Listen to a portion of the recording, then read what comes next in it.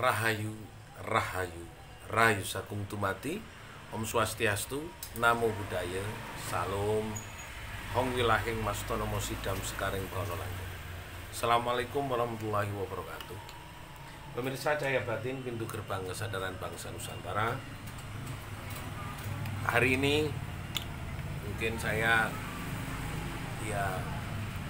bekerja dengan seksama menyampaikan aksara Jawa, menceritakan tentang bab Jawa, tapi sekaligus harus bisa menulis aksara Jawa.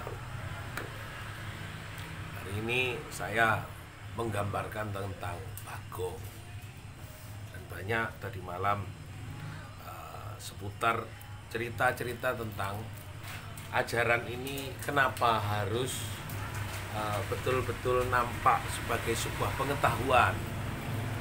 Kenapa harus diajarkan tidak hanya sekedar sebuah makna tentang seni dalam tingkat hiburan. Seni tidak dalam tingkat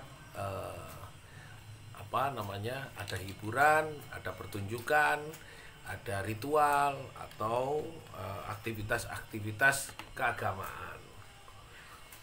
Jawa dalam aksara ini sendiri kita mau mengajak kepada makna-makna ilmu pengetahuan, ilmu ritual dan spiritual, dan ilmu sebagai bentuk hiburan.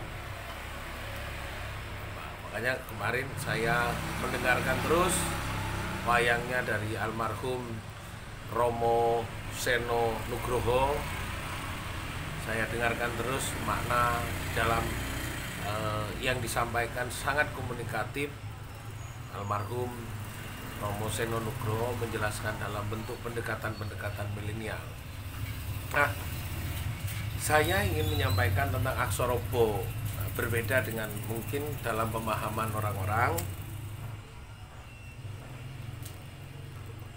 Mengapa Bagong menjadi sebuah tampilan yang sangat out of the box, jadi mungkin lebih keluar dari bentuk konsepsi-konsepsi dasar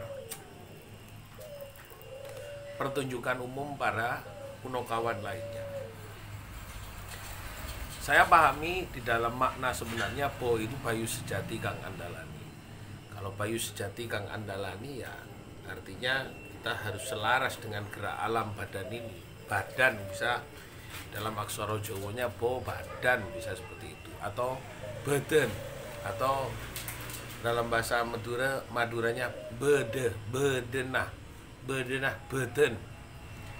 Kalau di dalam bahasa Arabnya robi, nah, robi badan. Kalau rabbah ini badan juga, jadi ada Ba semuanya.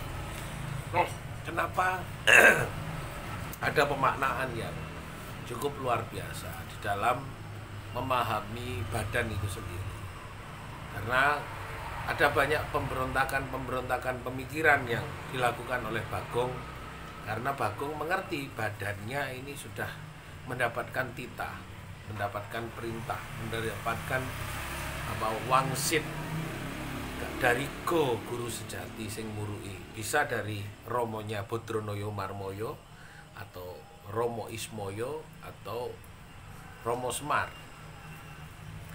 Nah, apapun pungkasan apa yang diceritakan bagi semua orang, maka Bagong sudah mau untuk ngeracut busana ning manungsa, ora ana sifat apa-apa. Kejaba nek semua diutik wong tuane, diutik rasa tresnane nang orang tua sebagai guru badannya, bahkan dianggap sebagai guru batinnya. Yang terjadi dia akan terhenyak melakukan semua perlawanan karena dia merasa terhenti. Siapapun tidak boleh udik-udik tentang urusan hal-hal yang sangat prinsipil, terutama terhadap ajaran yang diperintahkan oleh orang tuanya atau gurunya.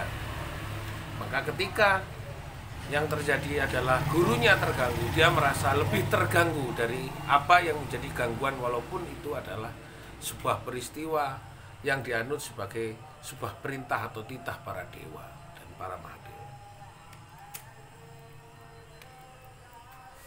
Pemirsa Cahaya Batin, sama dengan hal dalam kehidupan kita. Saya menyampaikan pada kawan-kawan bahwa kita harus punya prinsip dasar terhadap pengagungan kita kepada badan.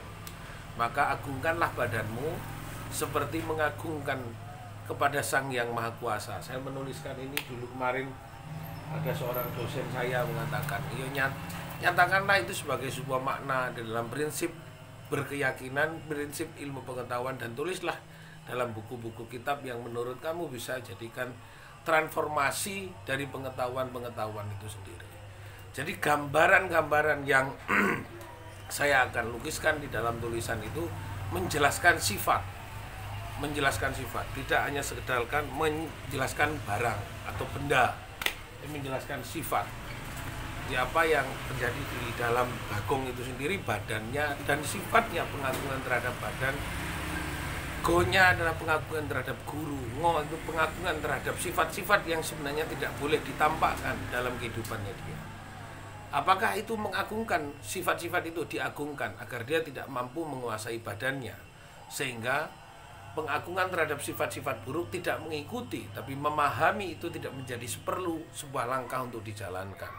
Sifat-sifat buruk itu pun tidak selalu harus dilawan, tapi diagungkan untuk tidak dijadikan ageman dalam kehidupan. Tidak berarti dihindari, tapi cukup diyakini bahwa itu adalah tumindak kang olo, sesuatu perilaku yang tidak perlu dilakukan. Maka itu bedanya di dalam memahami sifat-sifat seperti itu. Kadang-kadang orang harus afirmatif dan belajar betul terhadap nilai, karena nilai ini sangat tinggi dan mulia. Terima kasih. Rahayu, Rahayu Sagung Tomati Om Santi Santi Santi Om wilaheng mas tono musidam sekaring bono langkung kon ulun basuki langkung pasuki. Salam, wassalamualaikum warahmatullahi wabarakatuh.